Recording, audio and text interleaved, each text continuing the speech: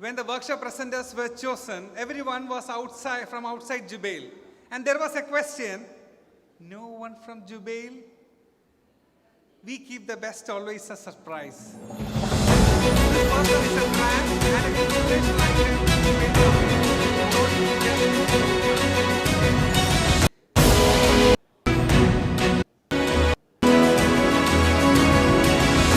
Corporate leader serving Farabi Petrochemicals as Vice President and a board member of Farabi Joint Venture. Renowned keynote speaker, trained at Robin Sharma's Personal Mastery Academy. Just wait to listen. But I'm here to share some interesting, simple facts about his life as a Toastmaster. Child is the father of a man. Have you heard about this? His kids joined YLP under Dr. George, and his kids inspired him to join Toastmasters. He became the blood and soul of elite Toastmasters with the blessing of having Dr. George as his mentor and guided him in Toastmasters. Connecting that great mind enhanced his life as Toastmasters. His humbleness admits that Toastmaster made him a better speaker and a better social leader.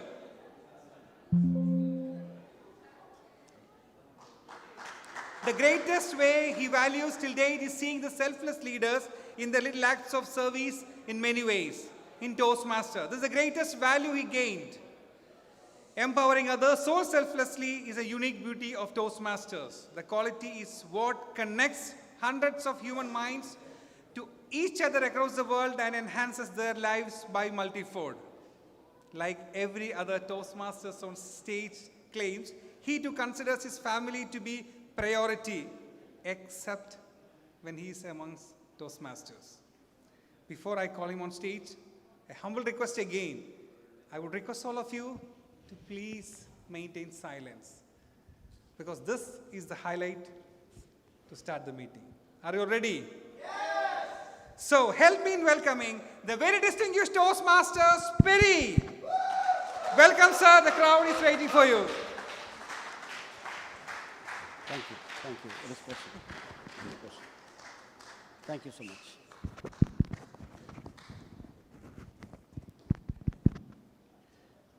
Thank you so much for that very, very elevating introduction, DTM Safar. Especially when you said that our own Jubail, whatever nice words that you use about Jubail, that is probably one of the best accolades that I have ever received. Thank you for that. Respected District Trio, SATAC Chairman and District Trio elect, dignitaries, honored guests, all the wonderful members of District 79, ladies and gentlemen, and all the youth leaders who are also here. Assalamu alaikum and good morning. Shukran, shukran. I need that energy, DTM Rao. When you are there, I'm going to draw a lot of energy from the front row. Thank you, ladies and gentlemen. And before I think, as DTM Safar said, that we already listened to an emotional keynote. Highly engaging, emotional keynote, which is the true spirit of Toastmasters, spirit of Toastmasters. We are here today to discuss high performance teams this morning. But you know what?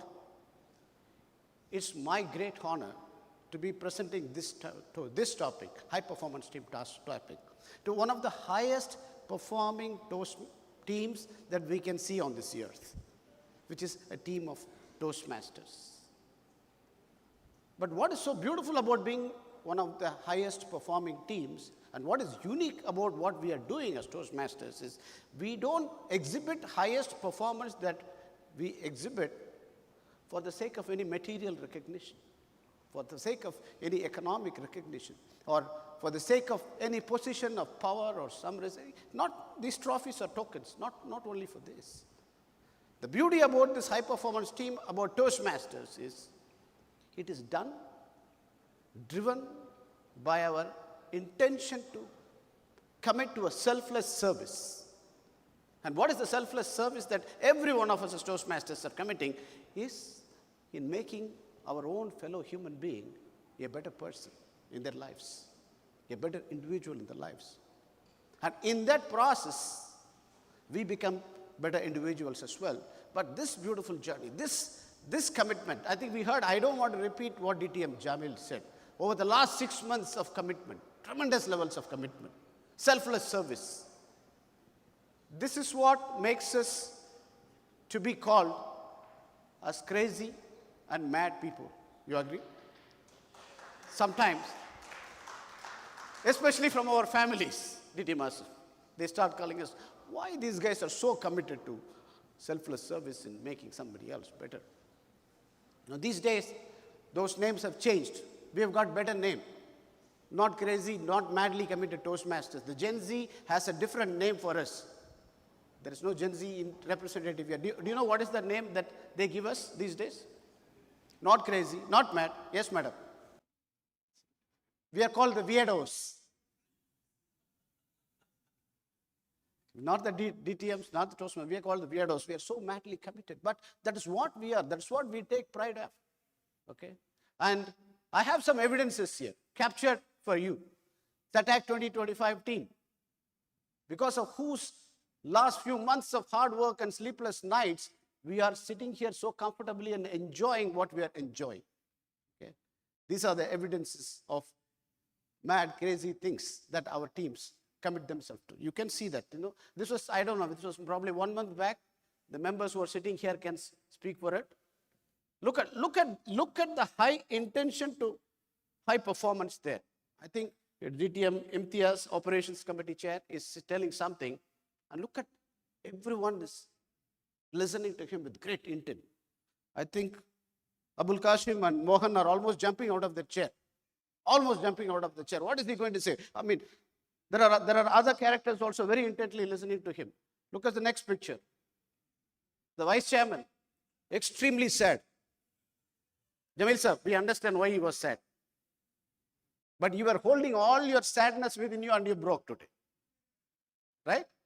High emotions, high intentions to commit to a high performance. We are doing it in Jubail. How can we do it? How can I support my chairman, who's a highly emotional person, but he doesn't let out his emotions? And look at the Flus chair sitting in the middle. He's extremely worried man. Do you see the worry on his face? All these fellows are saying so many things he wants. Safar wants such logistics budget. DTM Uzma wants to bring champions, flight tickets, and I don't know, Jamil is talking about big venues. Where is the money? Again, I have not seen DTM Sada sadder than this. Even I know his family very well. He is always a very enthusiastic person. And when it comes to Toastmasters, he takes things very seriously. High intent to high performance. Look at this. One thing that Jamil did not tell you about was, he kept talking about JIC, especially people outside from Jubail. This venue was not the first venue. We had the challenge, we had some approval challenge in JIC. And at that time we talked about, where is the backup venue? And look at these gentlemen standing already at the back. Even before somebody could complete the sentence, where is the backup venue? These gentlemen were already there. Commitment. And again, weirdos. We are the proud weirdos. We are at the airport at the middle of the night, holding a banner, welcoming the world champion. You deserve an applause for yourself, right? Middle of the night, this banner was ordered, printed. I think the logistics committee or Hafiz, somebody did it, and they were in the airport at the middle of the night. This is the level of commitment that we commit ourselves as Toastmasters. Again, not for money, not for growth, not for anything, but in making the fellow human being a better individual. Look at the presence of, we fondly call him father of Jubail Toastmasters, Wahid Latif. He doesn't participate in contests since time that I remember. He doesn't take any leadership position, even though he is one of the most qualified person to take up leadership. But he's always there among us whenever a big event takes place in Jubail. High intention, to high commitment and high performance. The last 3 days, this is the third day, I wish my mom was there to feed me as wonderfully as DTM Aziz is feeding all of us. He's there going around every table. Everyone okay? Is everything okay? How are the vegetarians doing? You said that we have to take care of the minorities, the vegetarians, right? High intent for high performance. This is what makes me say that it's an honor to be presenting this topic to Toastmasters, who are already the highest committed teams. Okay. So now, but we have to start discussing what about high performance teams. So what I'm going to quickly talk to you about is try to understand what are the characteristics that transform a team into a high performance team. And what are the underlying forces that are going to make these characteristics thrive nicely, bloom nicely, and sustain wonderfully within those teams so that they stay as high performance teams always. What are those? That should be something. We will see, look at the characteristics. But we should also manage time. And therefore, what I am going to do, I am going to take you into the findings of a case study. Case study done by a global organization. We all know the organization. The organization is Google. Google's business teams did a case study in identifying what are the characteristics that make some of their teams as high-performing teams. So we'll zoom into that, and then we will discuss the concept quickly, and then we will talk about the underlying forces, okay? But before we do that, I want to watch this short, interesting video where, in my opinion, we can see some great leaders and high-performance members in action. Are you ready? Quick one. Are you ready?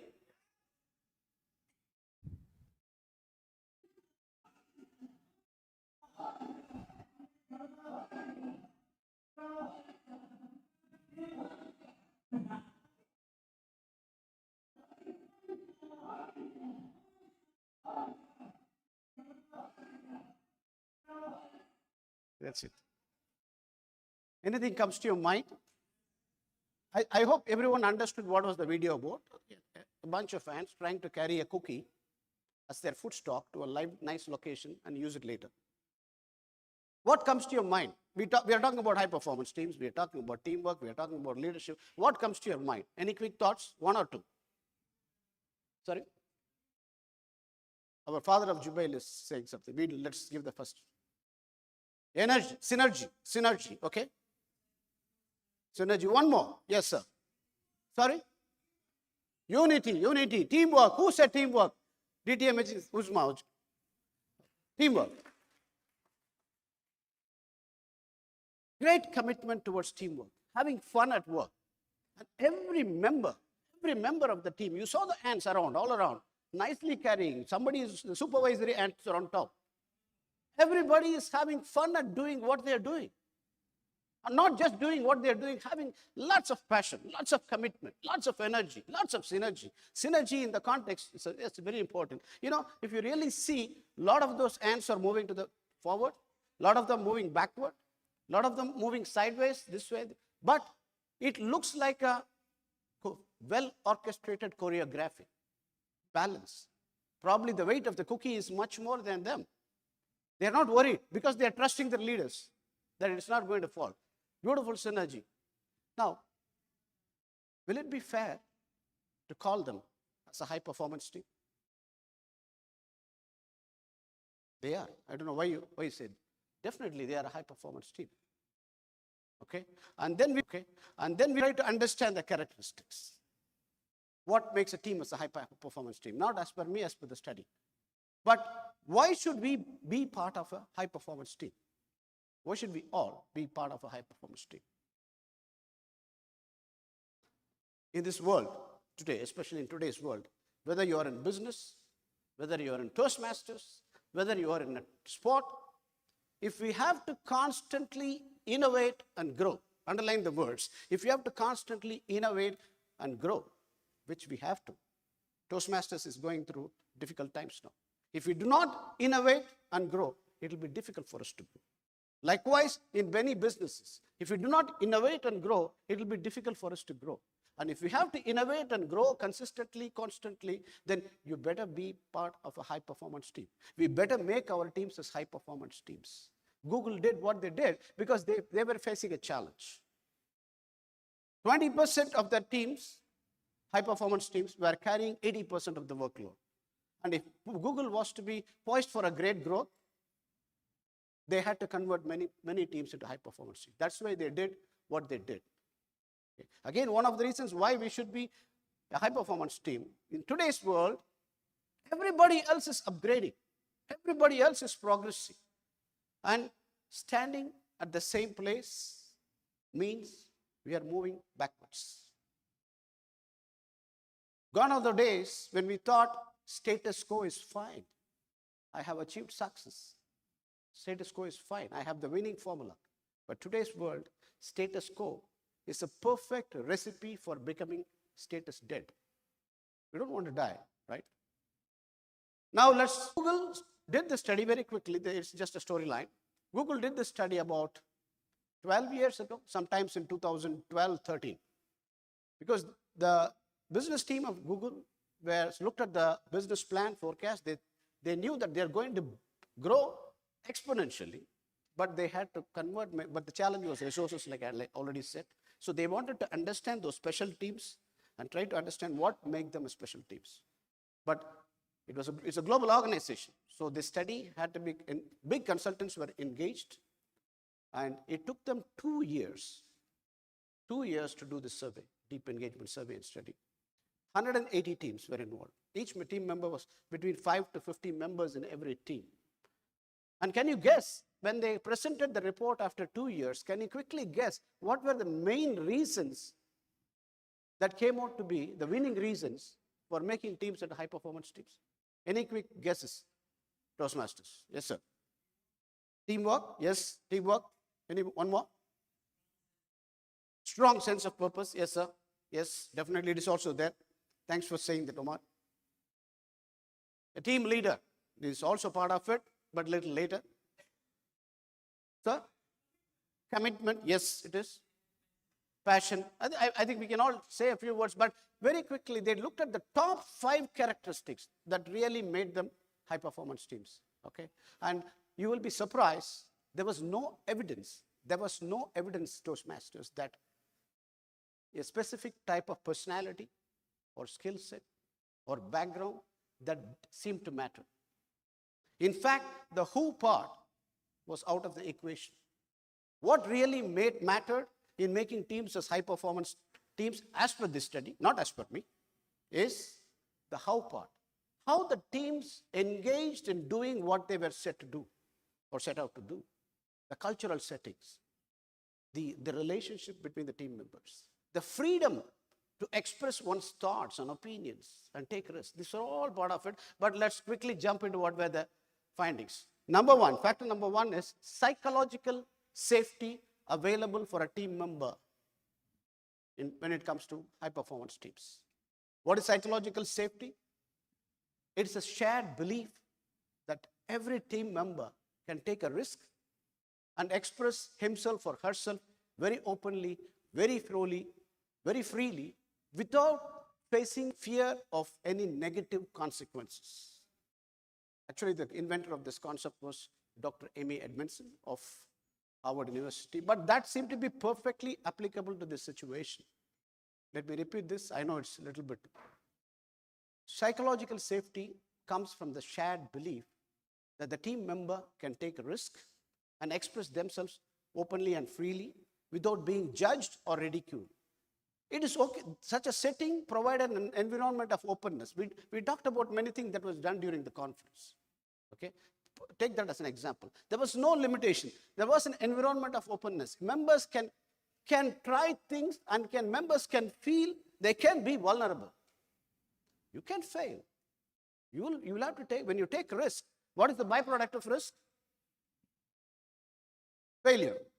Okay? But if we don't take risk, we are not going to innovate. We are not going to grow. So members felt the members were not under stress to do everything that they had to do very carefully. In fact, members are driven to do everything that they possibly can do as long as it comes from the creative potential that they have and contributed to the common cause. Because innovation happens only when risk is taken. And the only true risk in life, ladies and gentlemen, is in riskless living. That was the finding of this study. And also, if you really if you think deeply about innovation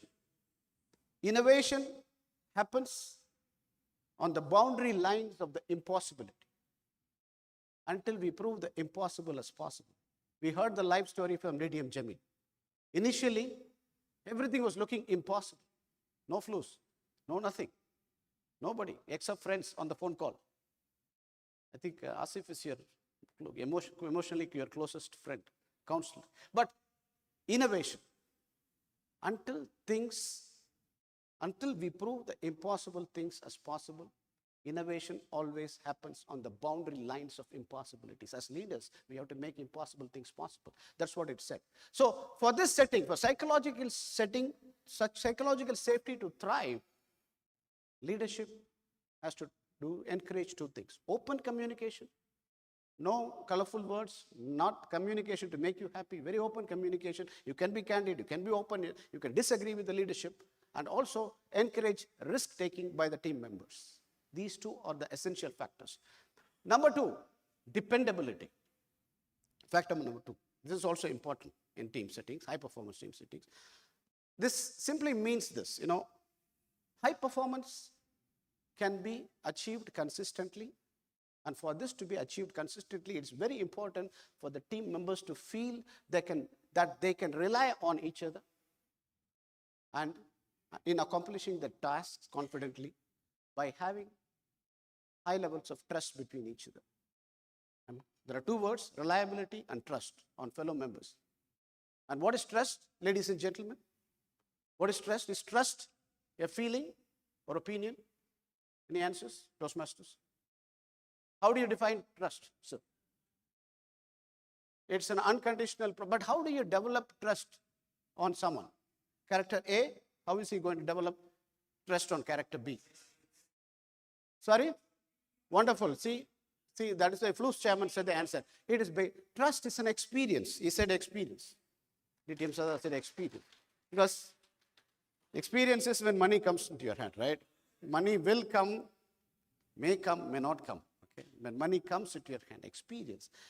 Trust is an experience. It's not a feeling. It's not an opinion. You develop trust on someone that he would, if he says that as a surgeon at terms or a assignee of a team meeting, if he says that I will turn up for the meeting, 9 out of 10 times if he turns up, then your trust level on that person goes up. 9 out of 10 times he doesn't turn up, or 5 out of 10 times he doesn't turn up. Whatever be the excuses, your trust level goes down. Okay? So trust levels must be very high among the team members. Again, in SATAC, I think from what we heard, it was very high. Second factor, dependability. Third factor, structure and clarity. This is again findings of the study, ladies and gentlemen, not mine. What is structure and clarity? This simply means the members of the team are very clear about their roles, goals, and plans. And they are also clear about what is the organization aiming to do. And they should also be clear how we will reach where we have to reach. And what are those tools that are going to be available in the business systems or Toastmaster systems? In Toastmaster systems, we have manuals, guidelines, mentors, DCP goals. These are very, very clear. Even though these days mentoring does not happen, it happens only very rarely. In business context, it's a business plan, strategy map, KPI charts, all those things. So third, sorry. Yes, RAC. Yeah, RAC matrix, SOPs, all these things can be part of. Structure and clarity, third factor, third important factor. Number 4 is sense of purpose. For individuals or members in a team, it's very important for them to find a sense of purpose behind the work that they do or work output. Only then teamwork is going to be effective. They should find meaning. If they don't find that meaning behind why they are doing what they are doing, they are not going to be attached. They are not going to be passionate. They are not going to be committed when there is no passion. If they are going to be doing it for the sake of, I don't know why I'm doing it, there will be detachment. So that is why sense of purpose is the fourth factor. And the fifth factor is impactability. Please don't go and search in a dictionary or Google for this word. You're not going to find this word because I made it up. It simply means the ability to create an impact. That is impactability. Again, for team members, as part of your high performance teams, the members should feel that their actions has an impact on the final result of their team, their division, their company's goals. And they should also feel that they have those capabilities to create that impact, or they're given that opportunity to create an impact. You cannot have a team member, very talented team member, make him or her sit doing nothing. They should believe that I should have the ability to create an impact. Then passion comes out. Then the commitment follows. Also, they should believe whether my organization is making a difference to this world with its actions. Whether it's a high-tech company, whether it's a Toastmasters, whether you're a sport, whether you are doing something that is impacting this world. And you know, when we talk about it, I'm always reminded of this famous quote from Robin Sharma. What does the impact depend upon? The extent of the impact that we can create on the world around us depends on the size of our commitment to the purpose that we and our organizations stand for. Let me repeat it. The extent of the impact that we can cause on the little world around us depends on the size of our own commitment to the purpose that we stand for. Okay? So we looked at 5 factors. I'm summarizing them: psychological safety, dependability, structure and clarity,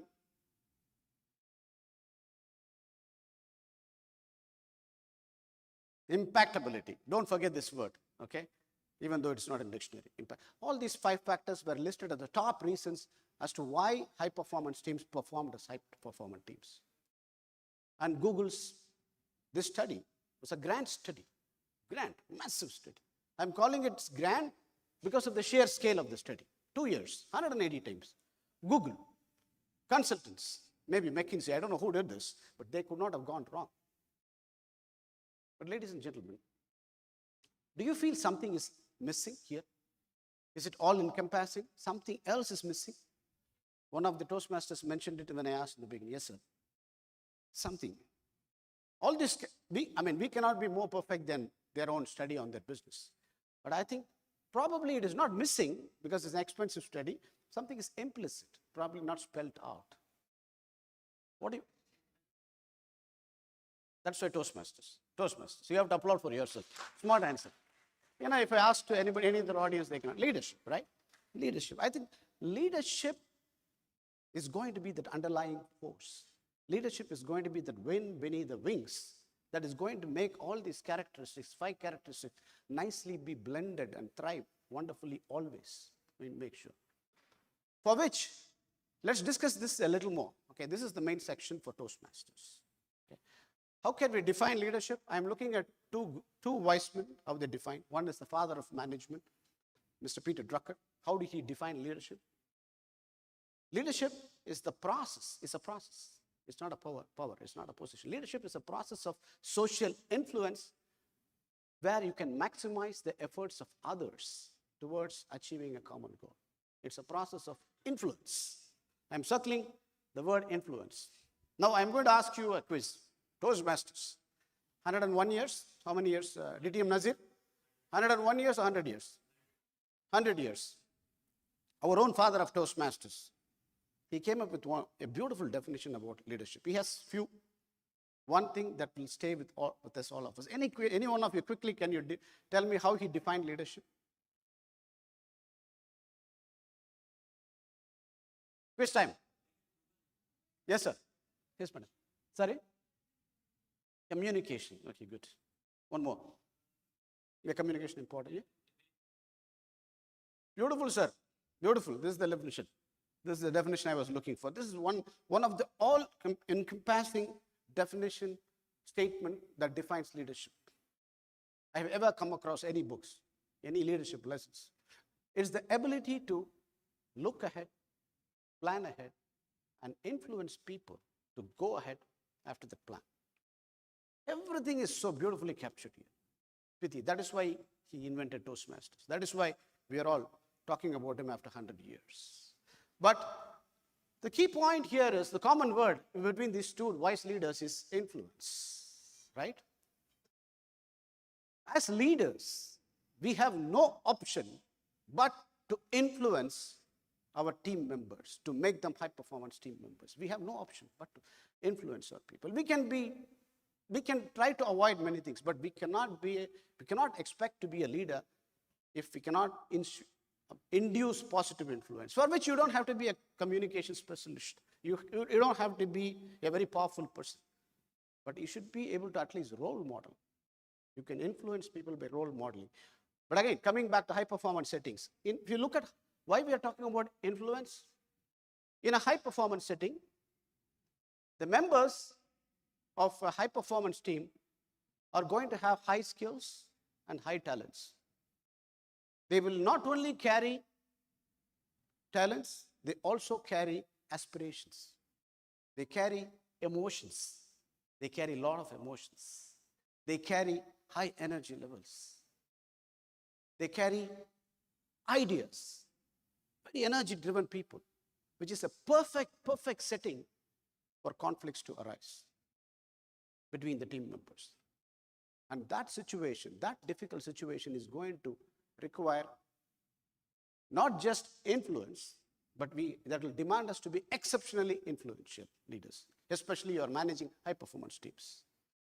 And here again, as leaders, ladies and gentlemen, we not only have the opportunity, but we have the responsibility to radiate positivity, possibility, and role model high levels of productivity as leaders ourselves.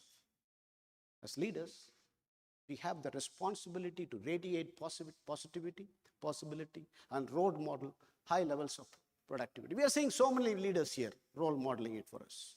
And that is extremely important in high-performance team context, for which we have to be exceptionally influential. And how can we be exceptionally influential? This is the heart of our discussions today. I'm just going to share with you 4 core beliefs, not my beliefs, by the masters, by the gurus who have talked about it, which when we practice sincerely, passionately, then we will be able to inspire high performance from our teams. Number 1, core belief: to be a source of constant inspiration for our team members. I'm sure, and when we talk about inspiration, I'm talking to Toastmasters. Everyone knows why we talk about inspiration. Because again, in a team of talented people, there will be differing perspectives naturally happen. And when the perfect perspectives are going to differ, it should not lead to difficulties. So as a leader, we must be able to inspire their perspective to a higher order level. And how do we do that? Again, a great man. I can't avoid bringing him whenever we talk about leadership, Mr. Nelson Mandela. Look at what he said about inspiration. To inspire people, we need to constantly exceed their expectations. This is Nelson Mandela's statement. To inspire people, we need to constantly exceed their expectations. And how do we do that? A live example is what he did, how he inspired.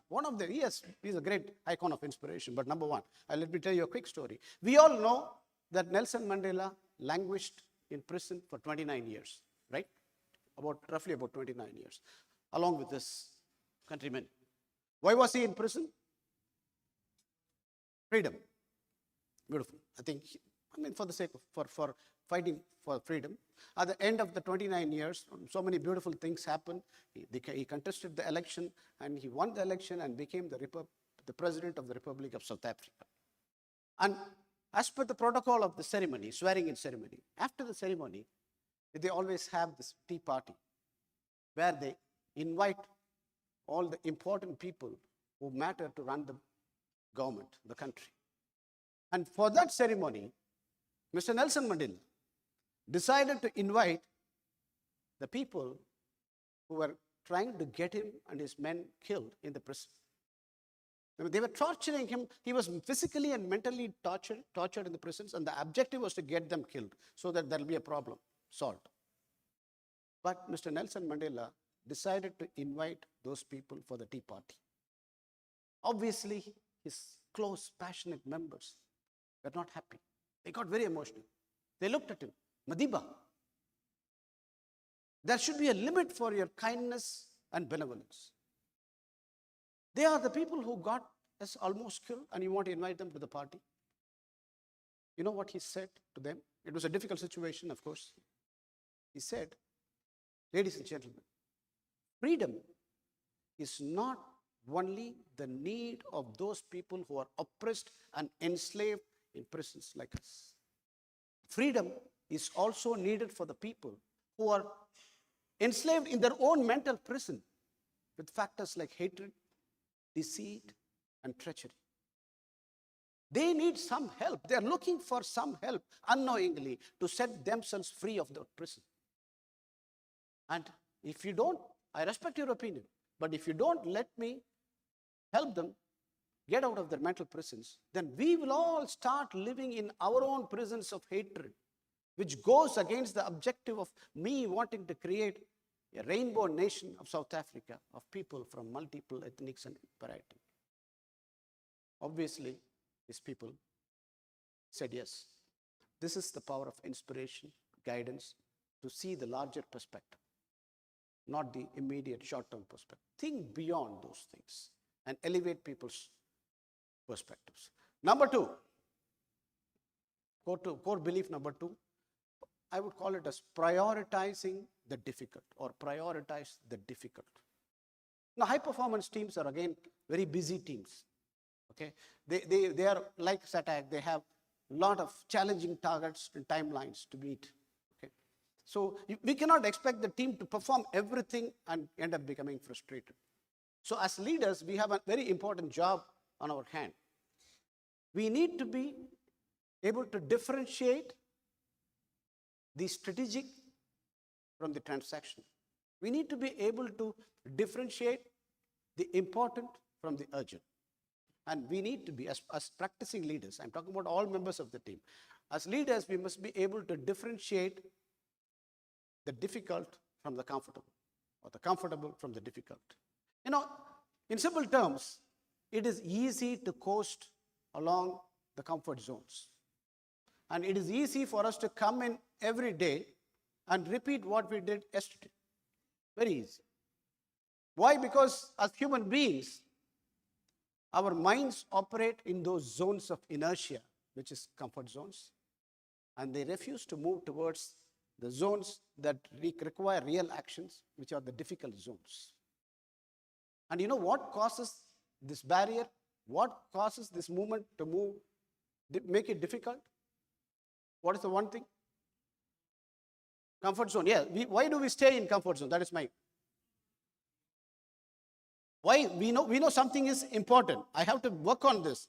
I have to work on those areas. But I'm only staying. I'm coming in every day and repeating what we are doing. Here is something. Because we come up with good answer.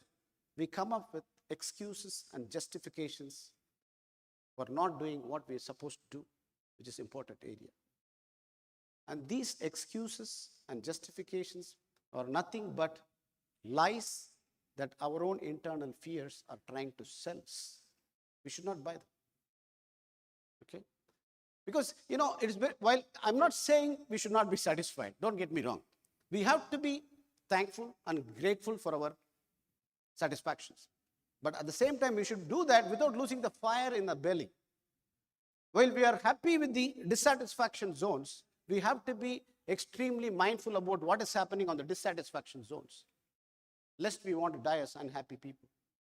We come to contests sometimes, right?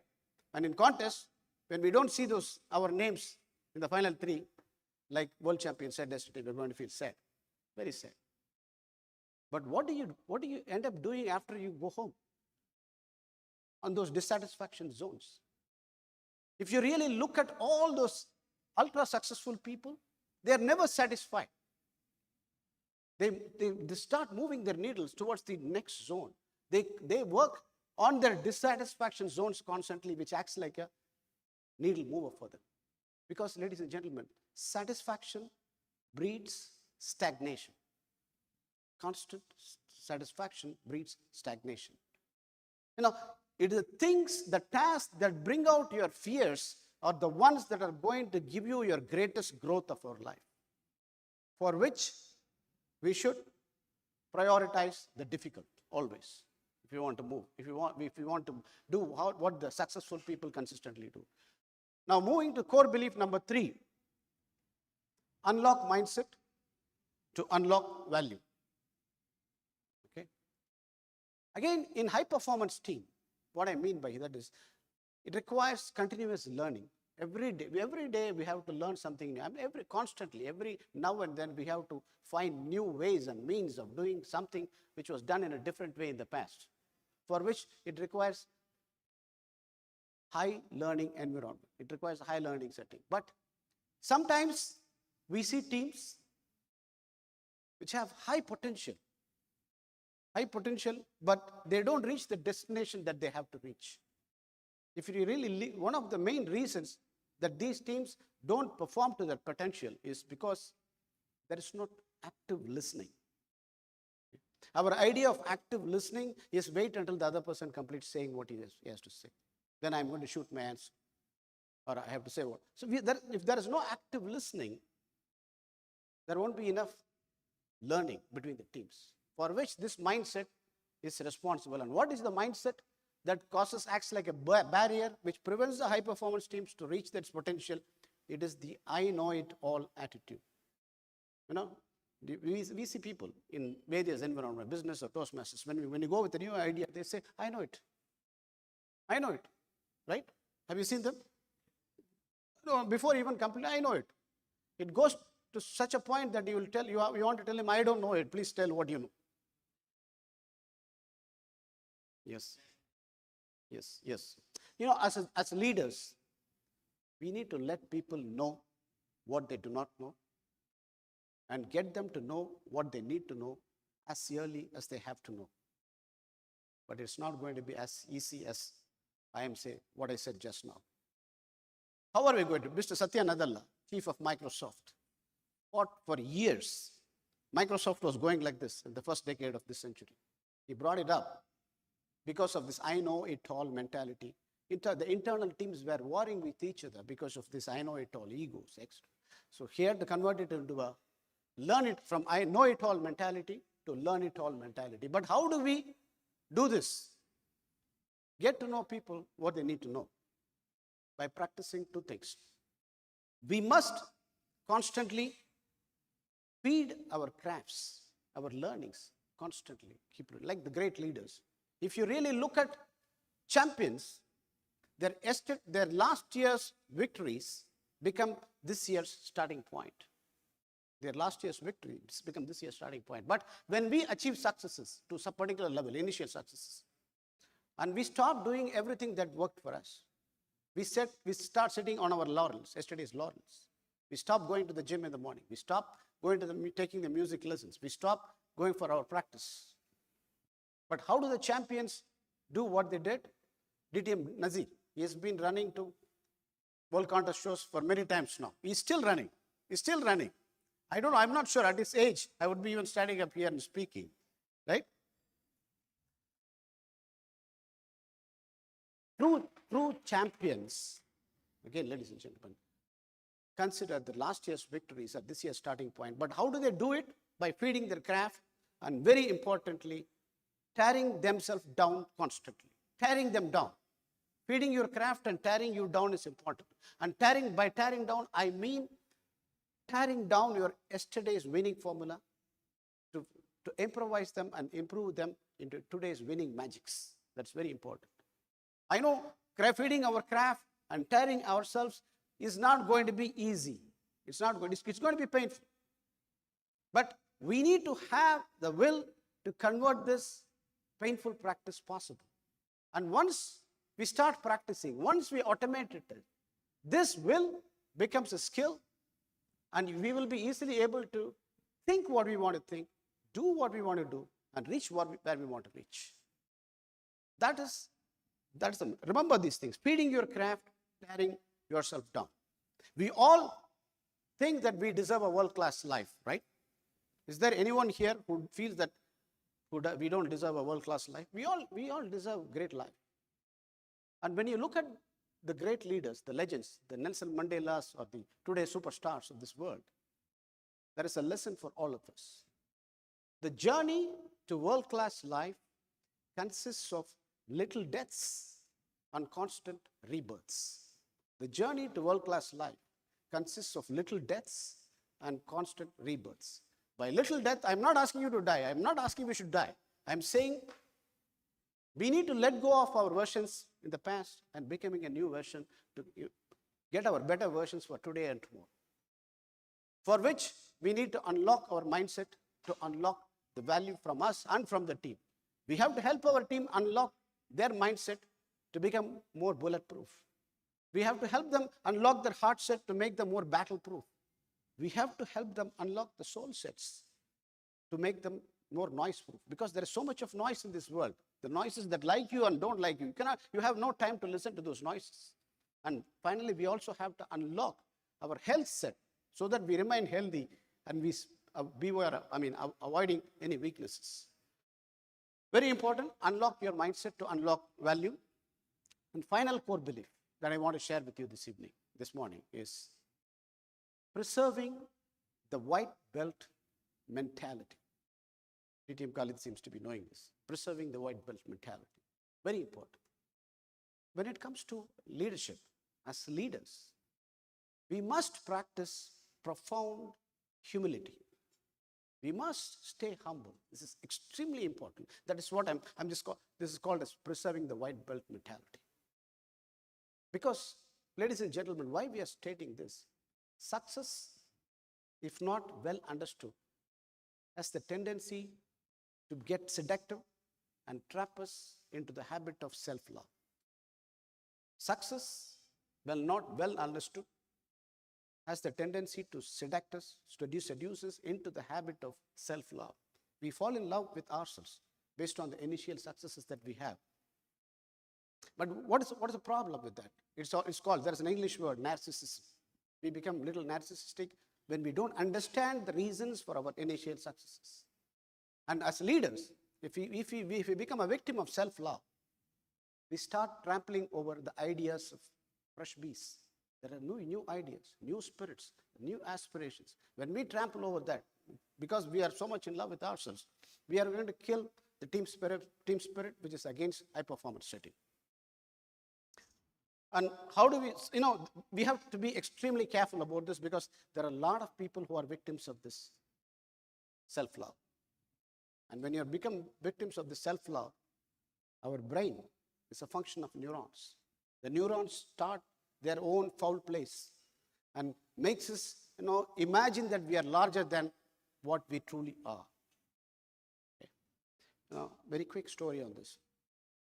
In those days, I'm talking about centuries back, I'm talking about the era of mighty warriors. There were these mighty warriors who were going around and conquering new countries, new territories. I'm talking about the truly valiant one. I'm not talking about the bad ones. As they were going around conquering country after country, always they had these wise men and counselors with them by their side. Their job was to not engage in the battle, but these wise men will sit with them in the evening and just constantly tell them one thing. Remember, you are a simple human being. You are a simple human being. And whatever achievements that we are achieving is not because of you. It is because of your craft. And because you are feeding your craft. Do not feed your ego, feed your craft. So they needed somebody to constantly remind them that they are simple, humble human beings. So we must remind ourselves, even when we are successful, that we are simple, humble human beings. And the day we stop learning, we will stop winning, right? And finally, also on this part, we should always remember, people like us, people love us, people admire us, not because of our positions, not because of our titles. People like us because of that little difference, the positive difference that we bring in their lives as leaders, which means we should always preserve our white belt mentality. I felt this is a nice picture that representing this mentality, right? I think it deserves an applause, that picture. So less noise, more action. Jamil is less noise, more action. He's always been carrying all these emotions with him, and today only we heard him. A leader, a true leader who always preserves white belt mentality. Ladies and gentlemen, we looked at all these 4 core beliefs. Be a source of constant inspiration, prioritize the difficult over comfortable, unlock mindset to unlock value, preserve the white belt mentality. These are all suggestions, recommendations of great gurus, great inspiration, great personal mastery practitioners. And if these principles are adapted sincerely and practiced every day, I'm telling you, they may not be Instagrammable, they may not be Facebookable, or they may not have the capacity to go viral on a social media. But if they are practiced sincerely, they have the capacity to go viral within our own organizations and produce fantastic results. We just have to be passionate about practicing them and committing them to our team. Finally, as a person who has to stand for his word, I owe my white belt mentality to my mentors, my inspirations, my gurus from whom I'm constantly learning. Also my fellow business leaders who are role models to me always. When I say fellow business leaders, not my CEO alone, people who work with me, who work below us. And also from our family. Sometimes we learn from our children. Have you? Yeah, sometimes, my daughter is the youngest in the family. And when I keep on talking, sometimes she says, Dad, that doesn't make sense. Papa, no, Papa, please. I think I don't agree with you. As leaders, I'm just using it, as leaders, we have to take those feedbacks unemotionally. We are not going to get feedbacks always that is nice to our ears. Be unemotional, unegoistic about it and take those feedbacks. And that has always helped me also. And finally, I want to thank this beautiful movement called Toastmasters that made me believe in one strong belief, let me put it that way, in making me constantly learning and sharing. I think not only me, I think all of us have to thank Toastmasters in making us believe in this principle. Finally, ladies and gentlemen, your rapt attention over this last 45 minutes or 50 minutes, I cannot put a price tag on it. It is so valuable. Your rapt attention means your respect for me. I want to thank each and every one of you for your attention, and may God bless you all to practice and become better leaders. And if you're part of a team, become better high-performance team members. Thank you so much.